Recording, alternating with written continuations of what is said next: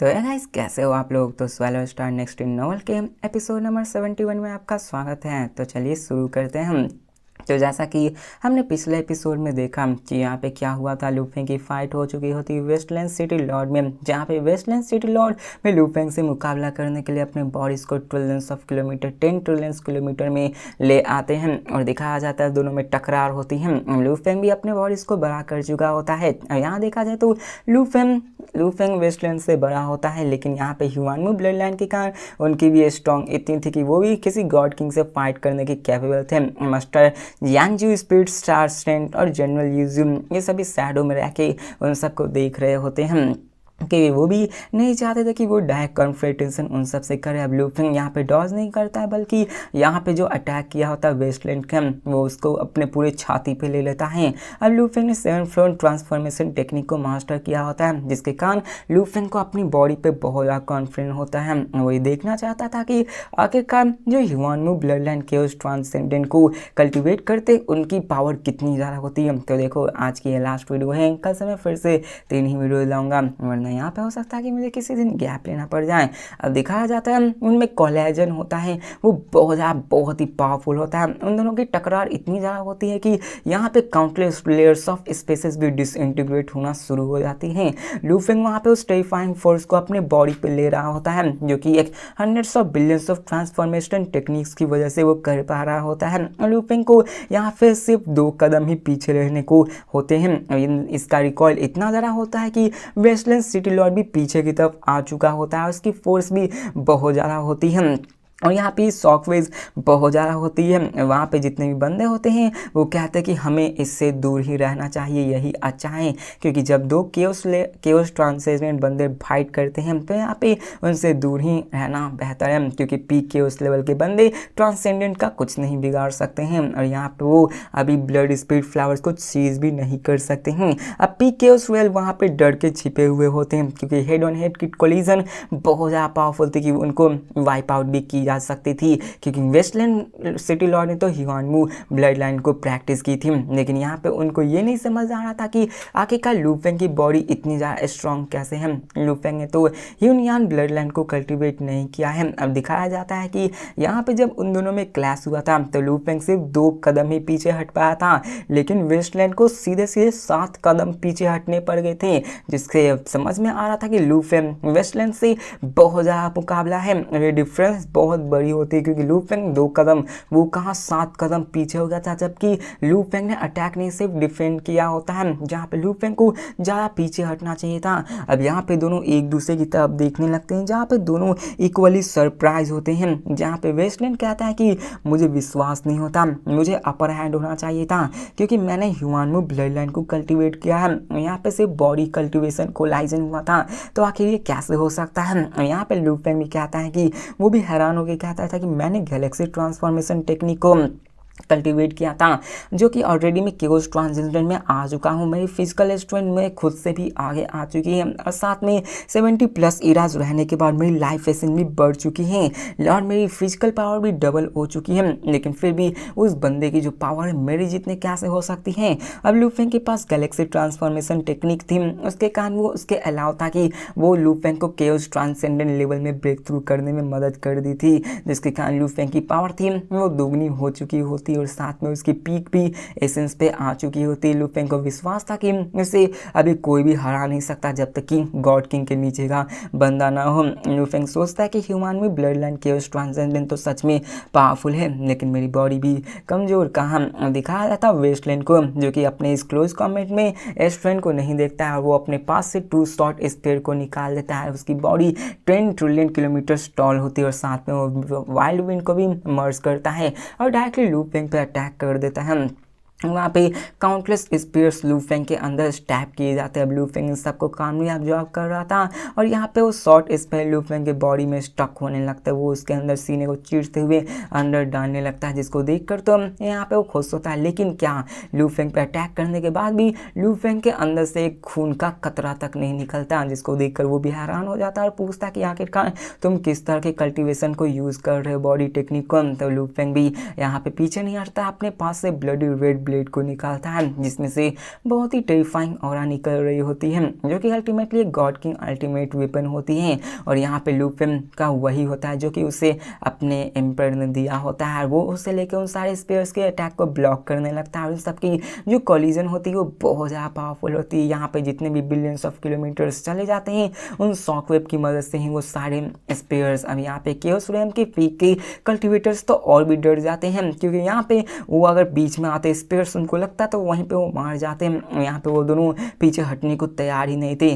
और Westland city Lord कहते हैं स्पीड स्टार इसकी स्ट्रेंथ तुम्हारे बराबर है, लेकिन हमें यहाँ पे पीछे नहीं हटना चाहिए, हमें यहाँ पे इससे फाइट करना चाहिए मिलकर। यहाँ पे हमारा तुम्हारा सबसे बिगेस्ट ड्राइवर लुओ है। अब स्पीड स्टार भी एग्रीमेंट करता है। अब देखो दोनों यहाँ पे सोचते हैं कि उन्हें मिलकर काम करना चाहिए, लेकिन यहाँ पे कोई भी बंदा डायरेक्टली किसी से पंगा नहीं लेना चाहता है। कोई भी केओस ट्रांसेंडेंट लेवल का बंदा किसी दूसरे से बेमतलब का मतलब नहीं रखना चाहता, बेमतलब का यहाँ पे उनसे फाइट नहीं करना चाहता है।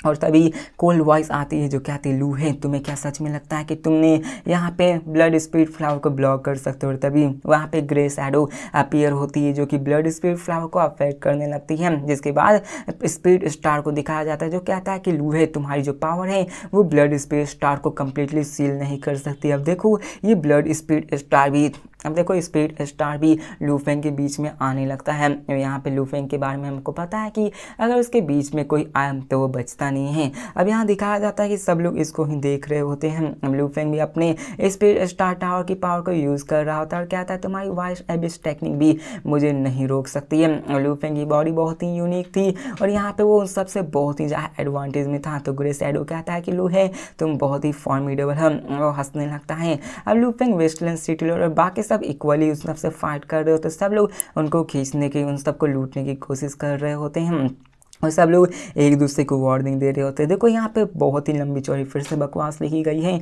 सब लोग यहाँ पे अपनी अपनी जी जान लगा देते हैं कि आखिरकार कौन लेगा। अब लू फेंग भी अपने गैलेक्सी ट्रांसफॉर्मेशन टेक्निक को लेता है, यूज़ करता है, उससे लेने को आतुर हो जाता है। उसको कहता है कि मैं जितना ज़्यादा ले सकता हूँ उतना ठीक है। और वहाँ पर सब लोग आपस में फाइट करने लगते हैं, लेकिन यहाँ पर दिखाया जाता है कि वो लूट रहा होता है। तो बीच बीच में स्पीड स्टार उसको अपने डोमेन से इफेक्ट कर रहा होता है, उसको लेने नहीं दे रहा होता है, उसके बीच में इंटरवर कर रहा होता है, जो कि लू फेंग को नापसंद आने लगती है।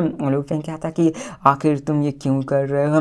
लू फेंग कहता है बहुत ही अच्छे। अब देखो लू फेंग भी लूटने की कोशिश कर रहा था, लेकिन बार बार स्पीड स्टार उसके बीच में आ जाता, मानो लू फेंग को फ्रस्ट्रेट कर रहा, मानो लू फेंग को वो जानबूझकर परेशान कर रहा कि देख तू यहाँ पे नहीं लूट सकता। और हमें लू फेंग के बारे में पता है कि आखिरकार वो उन बंदों का क्या हासिल करता है। अभी फिलहाल में वो ये इस पर ध्यान नहीं दे रहा है, लेकिन हमें पता है लू फेंग आगे आने वाले फ्यूचर में उससे अपना बल्ला जरूर लेगा, उसको जरूर मारेगा। और यहाँ पे वो कहता है स्पीड स्टार सेंड, तो वो भी स्माइल करते हुए कहता है। अब यहाँ पे लू फेंग कहता है आखिरकार तुम मुझे टारगेट क्यों कर रहे हो, अगर तुम मुझे परेशान नहीं करोगे तो मैं तुम्हें 8 ब्लड स्पीड स्टार दे दूंगा अगले इरप्शन में। तो वो हंसते हुए कहता है कि ये सभी स्किल पे है, तुम अपने में देखो। अब लू फेंग नहीं जानता था कि आखिरकार स्पीड स्टार में बीच में क्यों आ रहा। लू फेंग कहता है बहुत अच्छे, चलो हम लोग फेयरली कंप्लीट करते हैं। अब टाइम पास होने लगता है और कई सारे इरप्शंस के वेव आ जाते हैं जो कि टोटल 8 डेज तक चलते हैं। स्पीड स्टार सेंड ने 25 ब्लड स्पीड फ्लावर्स को लिए होते हैं, वेस्टलैंड सिटी लॉर्ड ने 12 को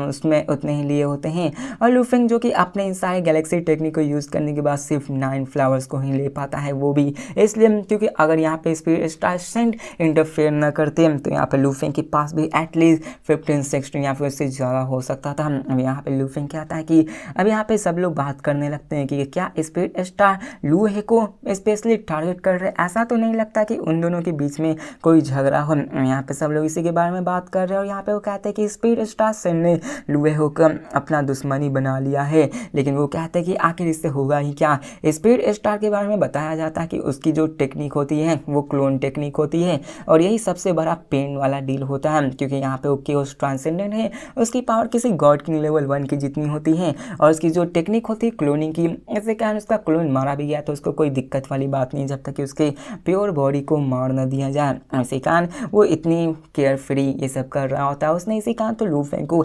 अपना दुश्मन बनाने से जरा से भी नहीं सोचा होता है। इसके बाद हमें दिखाया जाता है वेस्टलैंड को, जो कि वहाँ पे आता है हंसते हुए कहता है कि मैंने 12 ब्लड स्पीड फ्लावर को लिया है, अगर उसे कोई खरीदना चाहता है तो मैं हर एक को 100 बिलियन यूनिवर्स सैंड में बेचने को तैयार हूँ। तो यहाँ पे ये देखकर जितने भी बंदे होते हैं सभी हैरान हो जाते हैं कि क्या ये सिर्फ एक स्पेस स्टार को 100 बिलियन यूनिवर्स सैंड्स में बेच रहा है, ये तो सरेआम लूटने की कोशिश कर रहा है। लेकिन कोई भी इसके लिए एग्री नहीं होता है और वहाँ पे वो कहता है मैं एक को 10 बिलियन यूनिवर्स सैंड्स में खरीदने को तैयार हूँ। तो ये देखकर वो थोड़ा सा डिसअपॉइंट होता है। अब देखा जाए तो प्राइस सच में हाई होती है, इतना कि लू फेंग भी स्पीचलेस हो जाता है। अब दिखाया जाता है वहाँ पे जो कि ये सब सोचने लगता है और देखता है कि सच में कोई नहीं ले रहा है। तो वो कहता है कि चलो मैं प्राइस को कम करके 80 बिलियन यूनिवर्स सैंड रखता हूँ, लेकिन फिर भी कोई नहीं लेता। 60 बिलियन यूनिवर्स सैंड्स, लेकिन फिर भी कोई लेना ही नहीं चाहता। मतलब किसी को फ़र्क नहीं पड़ रहा होता क्योंकि वो बहुत ही महंगे दाम में बेच रहा होता है। यहाँ पे वो कहता है कि सच में वो सेल करना चाहता है आखिर किसको, मार्कस को। अब देखो वो वहाँ पे देखकर बहुत ही फ्रस्ट्रेट होता है, वहाँ से निकल जाता है और कहता है ठीक है मतलब मैं किसी और को बेच दूंगा। वो सब चले जाते हैं, जिसके बाद सब लोग जाने लगते हैं। लेकिन हमें स्पीड स्टार सेंड को दिखाया जाता है जो कि लू फेंग की तरफ देखते हैं और स्मार्ट करते वो मुस्कुराते हैं, जैसे कि वो लू फेंग को ताना मार रहे हो। लू फेंग को कह रहा हो कि देख बंदे, तुम मेरे रास्ते में हैं और मैं तेरे रास्ते में, देखता हूँ कि आखिरकार तुम उससे कम्पिटिट कैसे कर सकता है। अब स्पीड स्टार्स में तो हमने पहले से ही पता कि वो क्लोनिंग टेक्निक की वजह से ही ऐसा कर रहा होता है। जिसके बाद लू फेंग चुयू रेसिडेंस में आ चुका होता है। यहाँ पे चुयू के डिवाइन पावर आता है, लू फेंग को ग्रेट करता है और कहता है लू है मेरी जो करंट ट्रू बॉडी है वो अभी टास्क को हैंडल कर रही है। तो लू फेंग कहता है कि जो हेवन लेवल टास्क है उसके 8 सब टास्क हैं और मैंने ब्लड स्पिरिट्स को ले लिया है। ये ब्लड स्पिरिट स्टार इसको मैंने लिया है तो मैं तुम्हें 4 ब्लड स्पिरिट फ्लावर दे रहा हूँ। अब 4 लू फेंग अपने पास रखेगा। जिसके बाद कहता है कि ठीक है मैं ये जानता हूँ। लू फेंग कहता है कि अब लू फेंग भी इन सब के बारे में सोचने लगता है। वो कहता है कि ये स्पिरिट स्टार से और था, मैंने उससे कभी भी मेरा टारगेट नहीं था। वो उससे पूछता है कि क्या मार्कस चुयू, क्या तुम्हारा उसमें कोई दुश्मनी था। तो वो कहता है कि नहीं कुछ तो नहीं था, लेकिन आखिरकार वो ऐसा क्यों कर रहा है। अब लू फेंग कहता है कि उससे मेरा भी कोई नाता नहीं था, लेकिन फिर भी वो मेरे साथ कोई इशू कर रहा था। तो कहता है कि लू ही तुमने अपना बेस्ट किया है, इसलिए अभी फोर्स मत करो, मैं अभी यंगेस्ट हूँ, मैंने बस अभी ही रिसेंट ब्रेक थ्रू किया है, अभी रैंकिंग उतनी मैटर नहीं करती है। तो लू फेंग कहता है कोई बात नहीं। जिसके बाद वो लोग वहाँ से चले जाते हैं। लू फेंग का टेम्परमेंट, अब चुयू वहाँ पे सोचता है और कहता है कि लू है कि टेम्परमेंट के बारे में मैं जानता हूँ। ये भी जानता है कि लू फेंग लॉयल्टी और फ्रेंडशिप को कितना ज़्यादा इंपॉर्टेंस देता है और ये यहाँ पे खुश होता है और कहता है कि लूहे को मेरा पर्सनल गेस्ट बनाकर लाना ये मेरे लिए सबसे बेस्ट डिसीजन रहा था। इसके बाद लू फेंग वहाँ पे आ जाता है और सोचने लगता है कि आखिरकार वो बंदा मुझे क्यों टारगेट कर रहा था। जिसके बाद वो सोचने लगता है, कहता है कि ट्रांसजेंडेंट केवस बंदे रेयरली एनिमीज को बनाते हैं। जिसके बाद वो उन सारे रिपोर्ट्स को पढ़ने लगता है और वहाँ पे उसे पता चलता है स्पीड से स्टार सेंड के क्लोन टेक्निक में। और हमें बताया जाता है कि स्पीड स्टार सेंड अपने क्लोन टेक्निक से 2 सैटेलाइट क्लोन्स को बना सकता है और पावरफुल क्लोन को, जिसके उसमें अपनी पीक कंडीशन जितनी पावर होगी। और लू फेंग सोचता है कि इसकी क्लोन टेक्निक तो मेरी 4 लाइफ फॉर्म टेक्निक से भी ज़्यादा पावरफुल है, क्योंकि यहाँ पे देखा जाए तो दोनों क्लोन टेक्निक थे लेकिन डिफरेंट था। लू फेंग को अपनी लाइफ एसेंस से अपने क्लोन को बनाना पड़ता था, लेकिन वो तो ऐसे ही बना देता था और उसमें उसकी फुल पावर मौजूद होती है, जिसके कारण वो किसी भी बंदे से आराम से फाइट कर सकता था। लू फेंग इन्हीं सब के बारे में सोचने लगता और कहता है कि साथ इसलिए तो उसने अपने क्लोन को बेचकर वहाँ पे मुझसे फाइट करने की कोशिश की थी, क्योंकि उसे पता था कि उसकी क्लोन भी डिस्ट्रॉय हो जाए तो उसे घंटा फर्क नहीं पड़ने वाला था। और अब फिर हमें दिखाया जाता है वेस्टलैंड सिटी लॉर्ड को, जो कि एक डार्क फॉरेस्ट में आ जाता है। और वहाँ पे वेस्टलैंड सिटी लॉर्ड कहता है कि किसने सोचा था कि यहाँ पे कोई भी मेरे ब्लड स्पिरिट फ्लावर को नहीं लेगा।